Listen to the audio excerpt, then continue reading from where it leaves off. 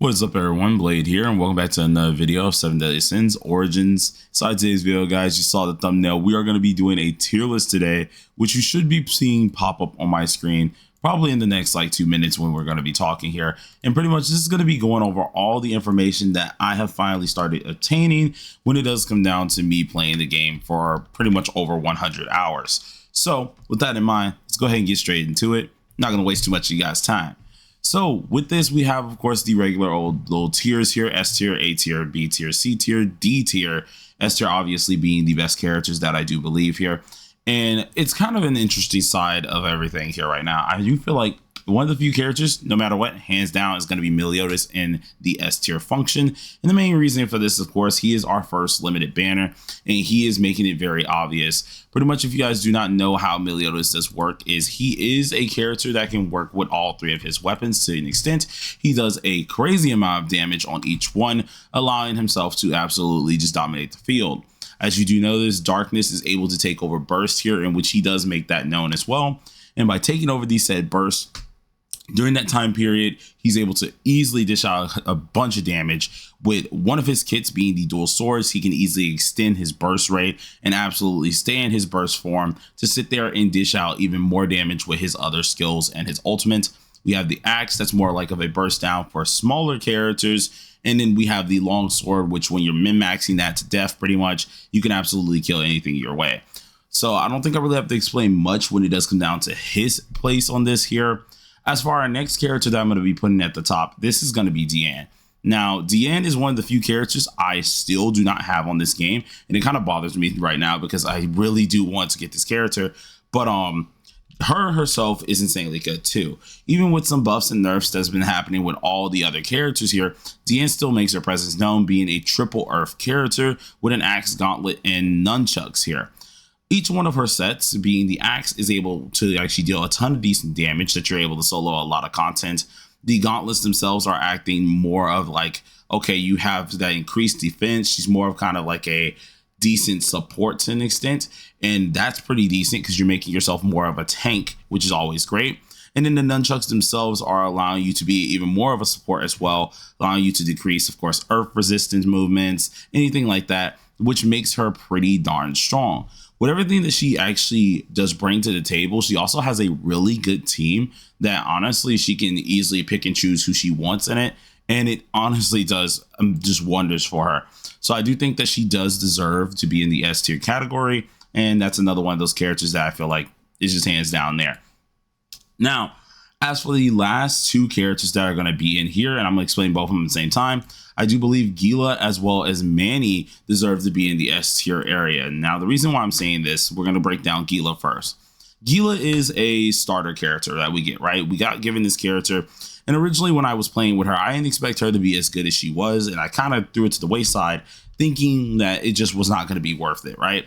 Well, oh boy, I was freaking wrong, because when I played with Gila a little bit more, I found out all three of her weapons are actually very usable. The lance obviously being for DPS, the sword and shield being for like your defensive type of things here, such as taunting, and then the rapier being more of a burst gauge filler.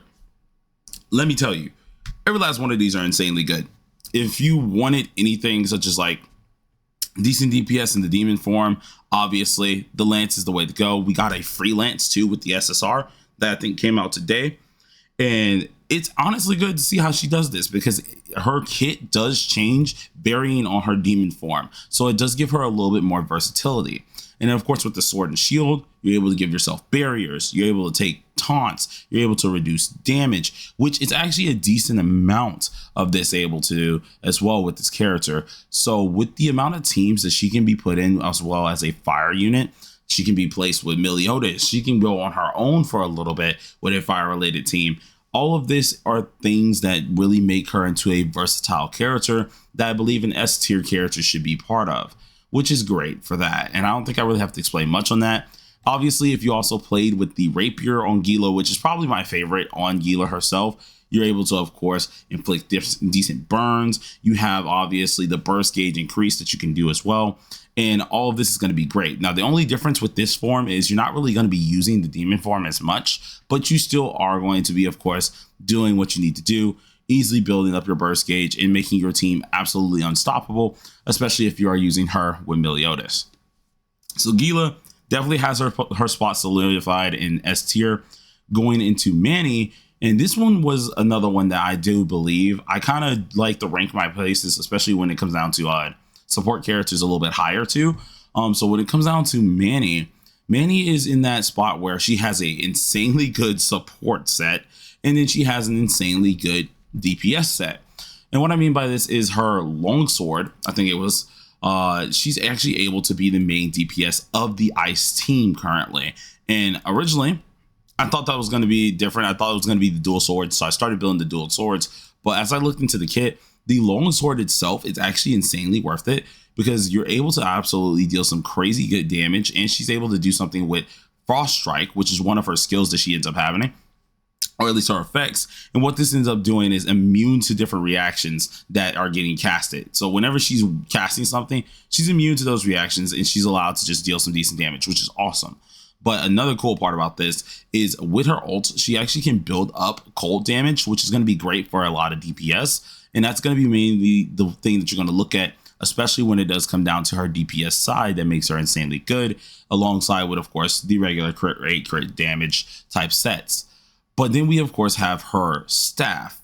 The staff is probably what I say solidified her area up here, because as a supporter, she's kind of just there. Like, she no matter what, if you have an empty slot, if you do have this character, you can kind of place her in there. You're obviously getting yourself some decent critical rates up, which is going to be great for at least dealing as much damage. You're able to, of course, decrease elemental resistance on ult skills. You're able to easily increase inside of a field that she's able to put down your crit damage, and then your magic charging efficiency, meaning your ult's going to come back quicker. Your moves are going to easily deal some more damage easily, which is going to be really cool, especially when you're thinking about it. And then alongside of this, she increases ultimate move damage. Like, I feel like this is more than enough to put a character in the S tier area, especially as a supporter. Now, I don't really want to put multiple supporters up here. So for the supporter, like the supporter side, she is going to be the only support in the S tier function. And then we're going to go ahead and continue moving on, because I think that that is really all I want to go for, at least the S tier function. Now, going to the next tier, this has changed my view quite a lot. I think I did a tier list, or was talking about a lot of characters before the game fully launched here. And the A tier has changed a ton. Of course, we're going to get out the characters that we already know probably do belong here the most here. And I'm just going to say it right now. Elaine, A tier, absolutely fantastic. She has a couple move sets that honestly should be pretty decent. Her win set, from what I've heard, is pretty darn good as well, but I haven't really spoken on that, so I'm only going to speak on the Holy and Earth set. With the Holy set, you're able to, of course, decrease your allies' damage taken, while also increasing the elemental burst resistance, which is going to be great. You're also allowed to get your elemental burst efficiency up, meaning we get our burst bar even quicker, which is going to be great. She's able to restore magic points. So all of this is actually pretty darn good with her just staff side, which makes her a pretty level-headed supporter. But where she gets even more of this area that I feel like that she needs to be in the A tier here is also her Grimoire. Now, the Grimoire itself is mainly meant for Earth-related teams, and this is just Diane's bread and butter. First of all, if you wanted to use Diane as a DPS, Elaine being here is going to help you out, because then, of course, you got the barriers that she's able to give. You obviously have a Petrify, which is going to increase the physical and earth damage that you can deal to a person, and so on and so forth. She also does restore tag gauge. So, I mean, like, she's doing a little bit of everything built into one kit, which as a supporter, I do believe deserves to be up here for the S tier area, or at least for the A tier area for the SSRs. Now, that's just an SSR type take here, of course, right? Now, the rest of this tier, which is the funny part, there are no other SSRs in this tier. Yeah, shocker, right? So if we go ahead and think about this here, we have a couple SRs that will be up here. My whole opinion on Tristan was absolutely changed and modified. I've used this character so much through my playthrough, and I think I'm still going to continue using him, at least until I fully, like, change my team. Most likely it's something like with Deanne in them. But Tristan is insanely worth it. He's obviously building up your magic efficiency, or at least not your magic efficiency, making it so the enemy takes more fire resistant damage here, which is going to be great. You're able to deal a lot of fire gauge and actually build up your burst pretty darn quick.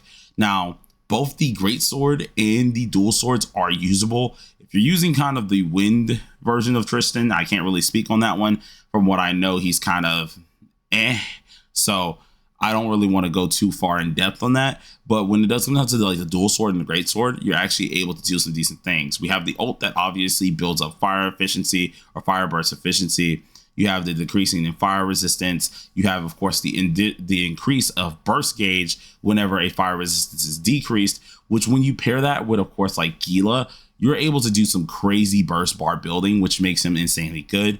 The great sword is kind of the same way to some extent here, where he's not really doing any of that. He's more of a DPS. And this is where, honestly, it's pretty decent. You still deal some decent damage here. You have a thing called Ember, which honestly does help out his ultimate move damage. And he actually does some pretty okay-ish damage. With the other fire units that are available and seeing that you could sub some of them to be like supports and stuff, this allows him to be a little bit versatile instead of being more like a supporter / also what is it called, just kind of sitting in the background.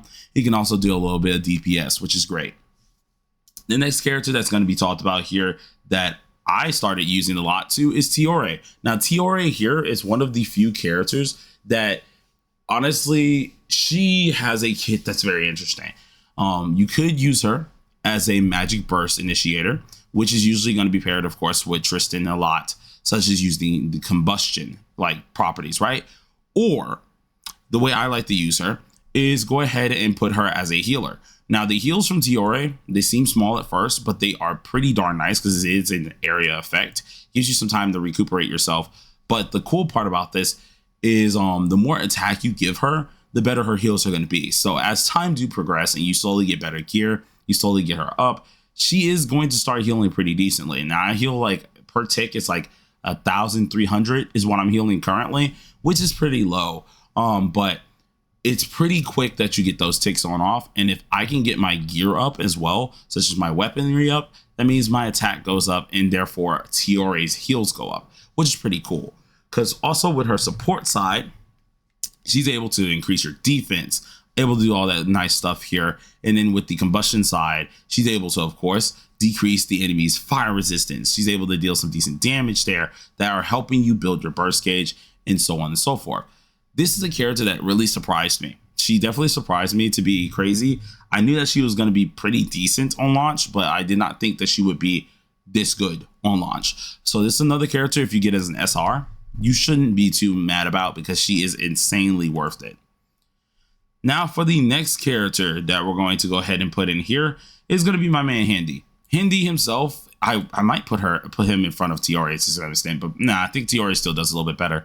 But Handy himself is just lovely. And what I mean by this is they changed it to a point where he did get some nerfs on the dark side, but the light side, oh, I accidentally clicked that. I meant to almost click my freaking interactive map. But the light side itself is actually really worth it. The light side is allowing you to get some heals that are pretty darn decent. And really, I think that's the only usable one. Of course, I've tried to use the dual swords. I've tried to use the lance. Dual swords just doesn't work because, of course, physical is a little bit weird. And then lance is like, no, it's too selfish of a kit build that is meant for you just to take some damage, allowing him to get some more damage out of it. And I don't think it's really worth it. But the long sword is what saves this character. We're getting our defense up, much like Tiore. We're able to, of course, easily restore our HP, which is based on the what's called the ultimate skill as well. We're able to increase our healing efficiency, which is also great. And he restores tag points. This character, without a doubt, is one of the few characters that I think definitely belongs in this area. And I don't know if I would really put anyone else out of this area when it does come down to that as well, which is pretty darn cool. So that's another one that I do believe a lot of you guys should probably pay attention to be honest, as the A tier. And that's going to finish our A tier. Now, our B tier is probably going to be where we have the largest amount of characters in here, because every last one of these characters are pretty darn usable. So starting off with our SSRs, King. He's amazing, crazy good character. Just the only problem with him is a lot of his kit is kind of mismatched and meshed to a word, like to a weird point. He's really good on Earth, which is going to be the wand that he does have. He's able to restore magic points. He's able to, of course, increase your Earth damage, but it's kind of like a niche area that's only meant for Earth characters. Even if we looked at like his Grimoire, which is supposed to be pretty decent as well, he can heal off of it, but the heal requires you to like hit the enemy really or full charge it to actually grant you some of that said heal. And I don't really think that's going to be too worth it when we have, of course, characters like Diore, Hendrickson that can just give you the heals pretty easily without having to be in harm's way, right? And then we have the staff. The staff here, you can make King into a little bit of a DPS. It just does depend on how this works, but the DPSing is a little bit mediocre. So I wouldn't really say that this is worth it. Of course, with the DPS one, he's able to increase his attack. He has defense shatter, which is pretty darn cool, but we don't really have characters or teams that really revolve around him to this extent to make him really usable, which is why he's in that middle ground area. Now, the same can be said for at least our character Drake. Drake is another unit that I feel like, without a doubt, you guys have seen a lot of gameplay with this character. He's pretty good. The only problem is he doesn't have a team. The man can build up bursts pretty darn easily. And I think really, if I'm trying to think about this right, I think he has like maybe 2 functions that work. I do know that the longsword is pretty decent, and then the greatsword is also pretty decent. And it's just like the character himself, he has potential. It's just right now he's more of a character that you use for the time being if you don't have anything else, and then you kind of just toss it to the wayside once you get a better team. The one that he's really excelling with is going to be the longsword though, because he has pulse, which does these little swords around him as well, and each one of these are increasing the burst gauge every time they hit. So he is a really good burst builder inside of this set, which is kind of what redeems him. The staff itself has a little bit of potential, but using Drake kind of in that way is a little bit weird, seeing that we don't have any like electric DPSs currently, and that more likely puts him into a supporter role. So the staff has potential, but we of course have to wait currently, making this character more into that middle ground. As for Jericho here, I feel like she got done dirty. She did get nerfed to an extent, but Jericho herself went from more like a top DPS to now being more of that supporter range, right? She can work with Meliodas. She can work with different characters like Manny, and she's insanely good. Builds up burst bar really quickly, but the only problem is she's very niche, right? To some extent, I feel like I can fight to put her in A tier to an extent, mainly because of the teams that she can be attached to.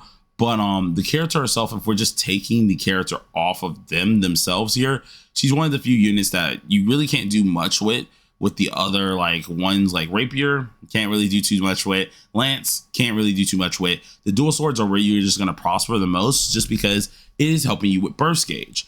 But at the same time, if that's the only thing the character can fully do and fully be used with, then that's kind of the problem there, the issue. Now, I do believe Jericho has a chance, of course, to come back very, very quickly, very easily. I know people are getting the armor set, which, who knows, the armor set might change my view on her a little bit. But right now, she's in that tough middle ground that's like, okay, we can't use this character on our own. She's very niche with one weapon, and there's not really any other use besides this. So, I mean, like, she's kind of good. I do want to say that she could be for A tier, but S tier is definitely out of reach now, especially with how they've changed a couple characters with different buffs and nerfs. So this character has to stay here as well. The next character that is going to be joining them actually is going to be Draydrin. Now, Draydrin is one of the few characters that is also kind of in this area where you could use other things for the character, but honestly, I think the Holy One is the one that's going to be the one that we need to talk about the most. He's able to, of course, fulfill your magic gauge. He's able to increase your attack based on the allies there, which is also a good little area, so he can increase your teammates too. He's able to increase the magic charging efficiency, something much like Elaine can do, kind of making him like a bootleg Elaine to some extent.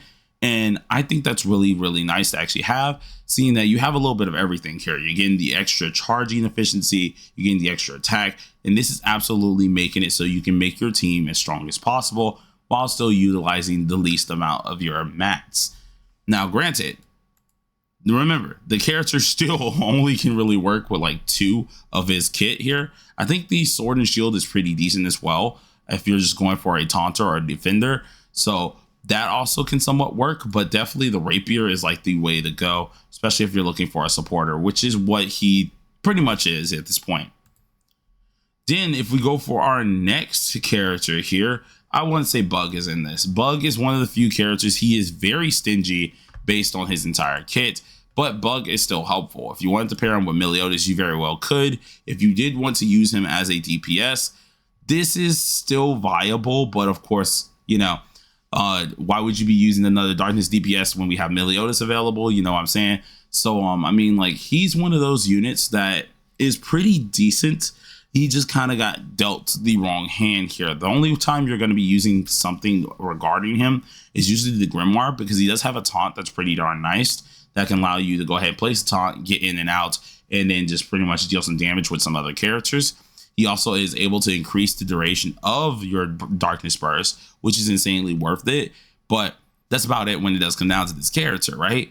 If you're able to, of course, attack the other character that expends, I think he does a DOT if I remember correct, or a type of debuff. If you attack that character, I do know for a fact he gets more of a darkness damage increase, which makes him pretty nice. But the character overall is kind of selfish as a unit, and that is kind of what hinders him from being a little bit higher. Unlike Tiore, Tristan, Hendrickson, these are more like all-around type characters that more or less can help a team fully. Bug is in that area where he's kind of one just niche on different teams, and he's very, very stingy with what he's able to do. So putting him in B tier is definitely something I think was a good choice. But we're going to go ahead and move on to our next character. Now, the last character that will be here is going to be Hauser. Hauser, I think remember hearing that he actually is a lot better than I originally assumed he was. I still got to do my testing myself, but after, of course, experiencing a lot of things with my friends, going ahead and actually checking how Hauser does work, because a couple of them are using Hauser, the man honestly doesn't seem all too bad, which is kind of interesting to say that, right?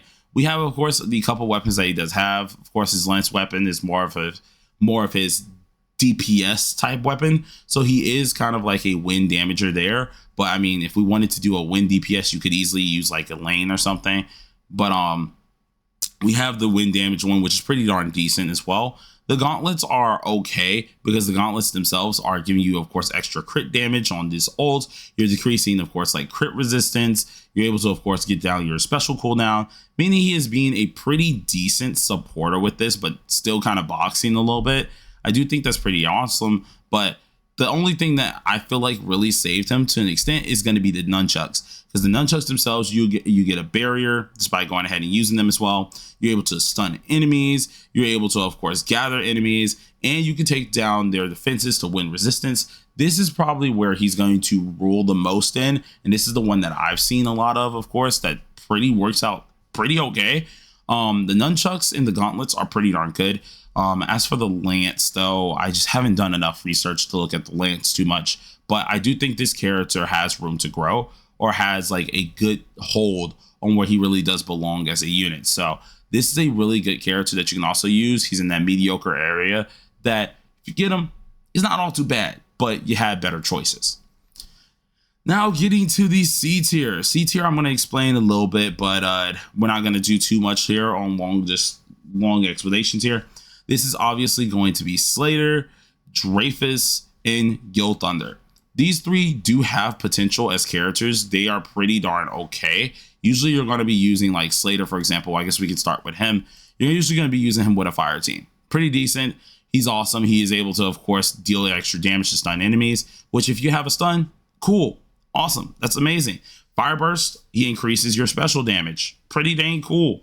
But that's about it, right? He's not really doing all too much here. The axe itself is more of a DPS type style where he's using bleed, and that's And then when it comes down to the nunchucks themselves, you are building your burst gauge with him, which is kind of what saves him as well, because he's able to, of course, deal more attack skill damage. He's building burst, and this is where I feel like he will like kind of shine a little bit, which shows that he has some potential. But compared to the characters who are above him, like of course we got Hauser, we end up having like Tristan, Tiore, those characters that are really for this. The way he does things is a lot more stun regarded, which is too many factors to really make his kit fully viable. So he's okay, but like I wouldn't use him if I have any of these characters above here. Dreyfus is kind of in that same way, where Dreyfus himself isn't all too crazy. He does wield like the physical, earth, and holy type sets. Obviously, physical we're not really using all too much right now because, of course, physical is in a weird state. But the lance itself, you're allowing yourself to decrease your cooldown if people are going to be affected by a certain amount, which is pretty decent. He increases his damage as well, and he's more of an earth-related character that allows him to actually deal something decent to an enemy. The only problem is part of his actual kit does need to be with a petrified enemy, and he needs to be with these earth-related characters, and this is going to allow him to shine. But 90% of the time, if you're looking for an earth character or anything there in the earth section, you'd probably go with King. You'd probably go with Elaine. You could go ahead and work with Deanne. You could probably find like other characters that have somewhat something for the earth side that can still help. If I really wanted the extra damage, I could use Draydren if I really wanted to. So there's different things that are available that kind of lets his character down for the longsword side. And then with the lance side, this one is kind of in an interesting side because I really don't think the lance, I feel like it has a little bit of potential, but the only problem is this one's more like, okay, I have to attack on specifics here. If I'm able to stun the enemy, obviously, this is going to be regarded on this skill here. If I'm able to do this, if they have a barrier, then I get extra damage. And that's the thing with Dreyfus that's kind of iffy, where I think it's too many situations that are kind of hurting you. And this is kind of the same thing with just our man Slater. So I don't think it's just worth it in that type of standpoint. Guild Thunder definitely has a lot of potential because Guild Thunder himself, the only issue that's happening with him is we're just having a lack of electric characters, electric DPS and stuff like this, where this character can be insanely good. He can be nice, but it's just in a weird spot. The longsword itself decreases your special cooldown. Awesome. Amazing to do. Decreases lightning burst resistance, which is awesome, but we need a lightning DPS, which is what holds down Guild Thunder. Sword and Shield, normal barrier stuff, so that's not really bad when it does come down to Guild Thunder. It's actually a really good weapon to go ahead and have. As for the Lance, though, the Lance is trying to make him too much into a DPS, and he's not really cut out for that side of things. So the Lance side for Guild Thunder, I don't think is just worth it. I think you guys can go ahead and skip that, and we just go on from there. Then lastly, Grimoire. All I have to say for this is Grimoire is Grimoire. It's not really worth it too much with building him. I ain't even bothered going crazy in depth to his kit because when I started looking at it, he just was not good to look at because, of course, triple physical. We don't have really a need for physical just yet. And really the defense shatter and stuff that he's able to end up dealing with some of his kit is just not really worth it. But with that all out of the way here, you guys, hope you did enjoy the video. If you did, slap that like button with your forehead, consider subscribing if you are new. This is the tier list I'm going to go with here, especially for the launch of mobile players. So if you do want to follow it or if you want to go ahead and look at it, do, of course, do so. We got 100 hours and counting, so I do believe this is a really decent way to understand what's going on. Tried to give my best explanations with it being simplified. Still did take me a long time, so I do apologize about that. But hopefully you guys did enjoy it. Right now, peace out.